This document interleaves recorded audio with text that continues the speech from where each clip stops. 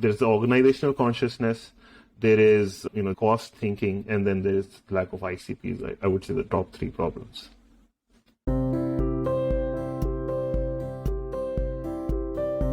What are the top three mistakes or pitfalls that people usually fall into when it comes to strategizing and implementing pricing? So I'll say one is this lack of pricing consciousness. A lot of companies will start from making decisions, like the founder would have made some decisions on the pricing metric or the packaging.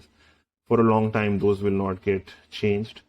So I would bucket that into an organizational issue, like who owns pricing when the company grows up. Is there somebody who owns pricing? Does the CEO realize that nobody owns it? Do they realize that they could make more money if someone owned it? So that's number one. Number two is, let's say now you realize that this is a problem that needs to be solved. And when you're building product, most often the question will come up, okay, what do we do for pricing? People will immediately default to a cost-based thinking. Oh, this should be more expensive because it takes us more effort to implement. That has no bearing on pricing because it has no bearing on value. Yet you will keep hearing that from very seasoned professionals, no matter where they come from. So it's never about cost unless it is you have very little margins and you're just reselling something. So some companies like Amazon, AWS products will have a lot of cost. In that, cost is very important. But most software, the beauty of software is that you can charge, for small companies, if they are buying a product for 100,000, a financial services company may buy the same product for $1 million or 10 million. So there is where you have to start to think about value, and there is where you start to make more mistakes.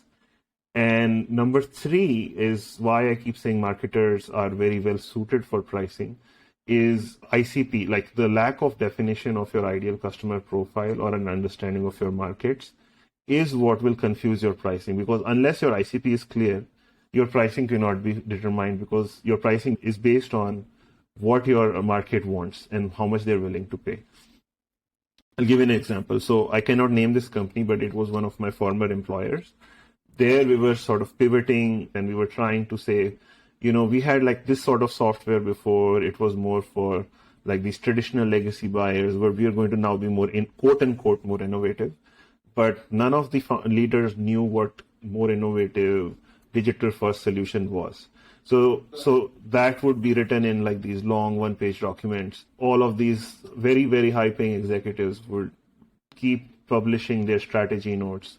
But whenever people would say, what does this mean? What is this product? Who is it for? They never had the answer. So years can go by, and years do go by in many organizations where they have not been able to define who the ICP is. And I would say not just for pricing, but for many other things, the lack of ICP definition kills your entire company. So there's the organizational consciousness, there is cost thinking, and then there is lack of ICPs. I would say the top three problems.